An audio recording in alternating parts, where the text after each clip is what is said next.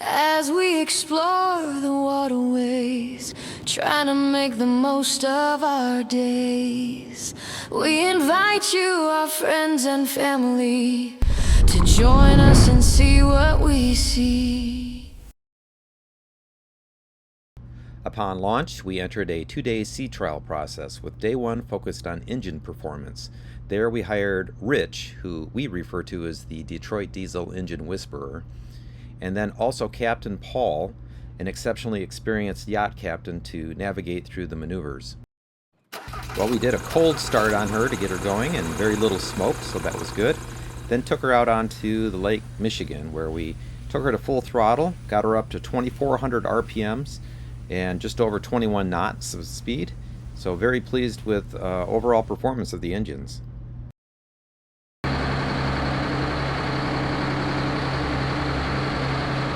I have to give a confession.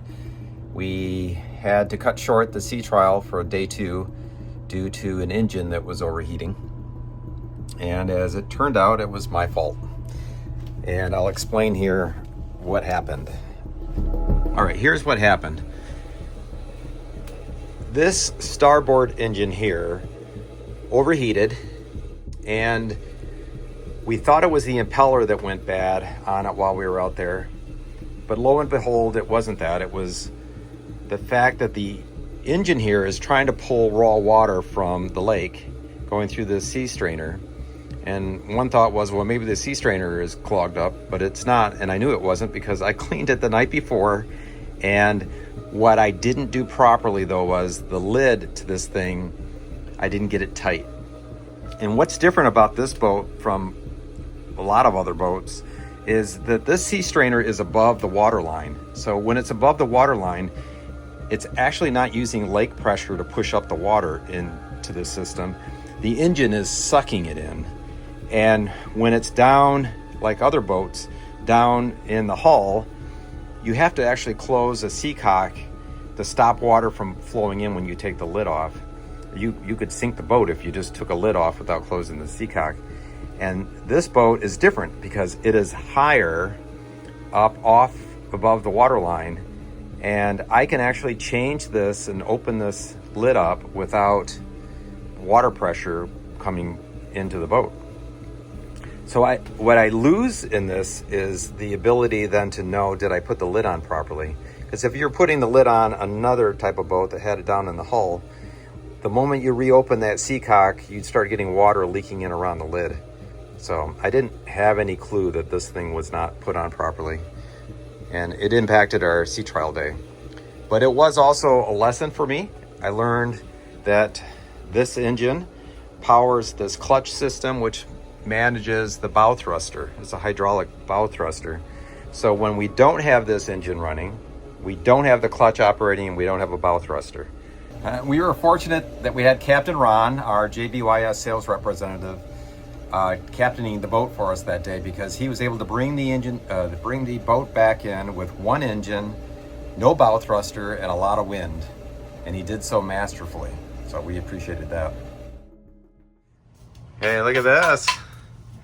Somebody's cooking in the partial galley. Would you call it cooking? Right. Well, you got food. I don't think it's cooking. I'm assembling a salad. Yeah, I love your makeshift countertop here. If you can't tell in the video, oh God, there's actually big holes. I just dropped a cucumber. Shoot. Oh, there it is. Yeah, we don't have we got everything painted in here. We have the oven. We don't have it hooked up yet, and we're going to be getting fabricated some stainless steel to go around to make it fit better. And we have no sink. But look at that. We have a fridge. And it's on. And it's keeping things cool. And it's working. So that's all good. We got that going for us. We have no sink. Mm-hmm.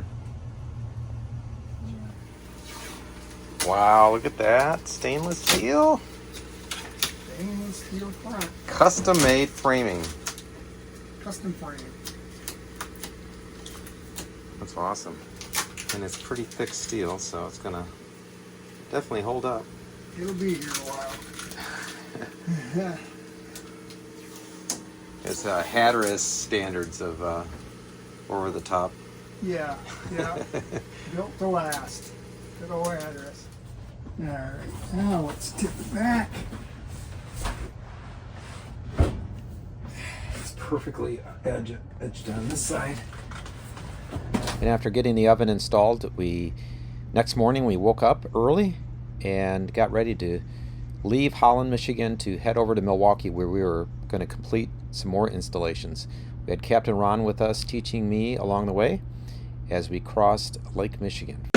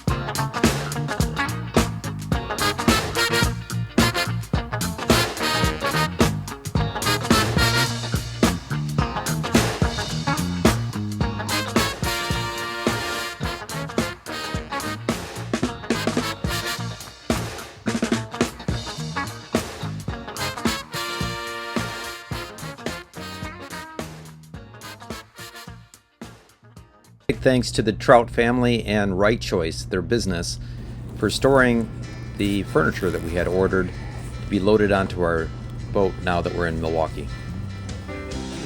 There's our good friend Jim Trout. Helping out. Thanks, Jim.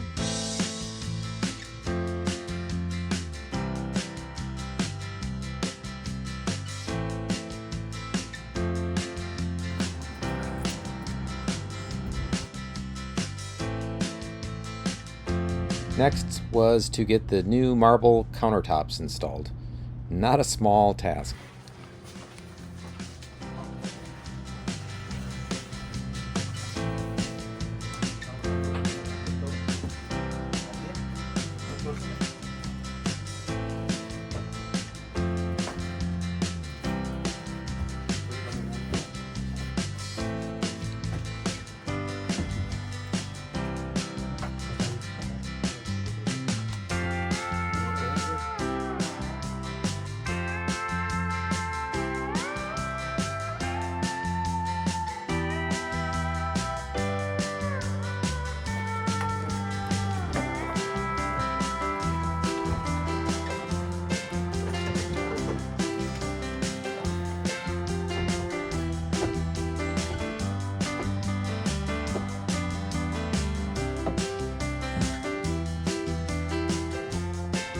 Yeah, great work, guys. Thank you so much.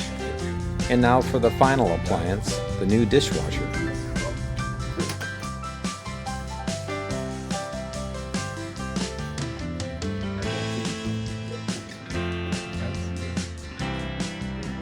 Got like a half-inch on each side, probably. All right, I'll give you a tour now of how everything kind of finished out here in the salon. That's our picture frame TV. You can change the artwork on that to anything you want, which is super cool. So it's not just a black TV screen, it actually can serve as art. The bar that you see below it there, that's a sound bar.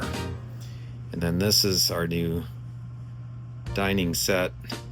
We play cards here. We love sitting in these chairs. They're super comfortable. The table is the right surface for playing cards too. This is our latest addition here, the couch. This was hard to source as well. We had to find just the right size to fit this space.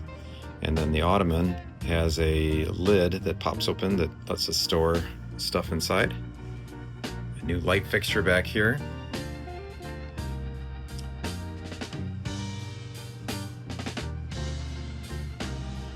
Olivia and Sarah's business, Som Design Studios, did a really nice job. We're very pleased with how everything turned out. It feels refreshed without changing too much about the boat and its history.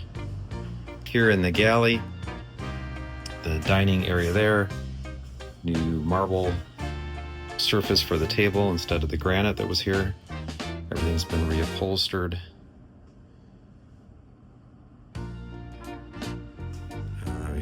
The valances got redone. That was shown in an earlier video. And then in the kitchen area here, that's the new refrigerator. It's a Fisher Paykel refrigerator. It's the only refrigerator we could find that fit, and it happens to fit just perfectly too. And then the cabinetry we had painted blue, added new hardware, and we love how the hardware goes so well with the faucet on this sink too.